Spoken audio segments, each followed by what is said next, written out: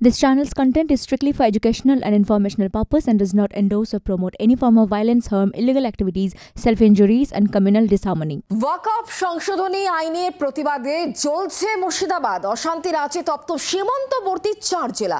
আর এই আবহেই মুর্শিদাবাদ, মালদা, নদিয়া, দক্ষিণ 24 পরগনায় আফস্পা জারির দাবিতে স্বরাষ্ট্রমন্ত্রীকে চিঠি বিজেপি সাংসদ জ্যোতির্ময় সিং মাহাতোর। এই 4 জেলায় সেনাবাহিনীকে বিশেষ ক্ষমতা দেওয়ার দাবিতে শাকে চিঠি জ্যোতির্ময়ের। ওয়াকফ সংশোধনী আইনের প্রতিবাদে উত্তাল মুর্শিদাবাদ। জায়গায় জায়গায় বিক্ষোভ, অগ্নিসংযোগ, ভাঙচুর, মৃত্যু হয়েছে কয়েকজনের।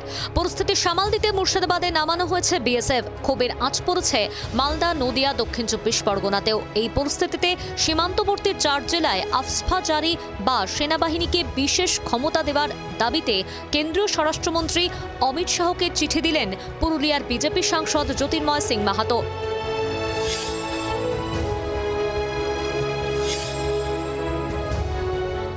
আজকে সকালবেলা দেশের গৃহমন্ত্রী মাননীয় অমিত ভাই শাহকে আমি চিঠি করেছি। 1958 যার আধারে স্পেশাল ফোর্স নিয়োগ করা এবং উপদ্রব জেলা হিসাবে এই সব এরিয়াকে ঘোষণা করা, তার জন্য আমি অনুরোধ করেছি। জ্যোতির্ময়ের চিঠি প্রসঙ্গে কটাক্ষ করেছে তৃণমূল। বুঝি না এদের এত বড় বড় কথা, এদের মুখে এত খই ফোটে। মণিপুরের সময়টা কোথায় ছিল? যারা দিল্লির রাজধানী সামলাতে পারে না, যারা মণিপুর বছর কেটে গেল সামলাতে পারে না, যারা ত্রিপুরা সামলাতে পারছে না, তারা বাংলার 3টে জেলা নিয়ে আফস্পার জ্ঞান দিচ্ছে। শুধু জ্যোতির্ময় নন, মুর্শিদাবাদের পরিস্থিতি নিয়ন্ত্রণে আনতে অবিলম্বে হস্তক্ষেপ চেয়ে কেন্দ্রীয় স্বরাষ্ট্রমন্ত্রীকে চিঠি দিয়েছেন রানাঘাটের বিজেপি সাংসদ জগন্নাথ সরকারও।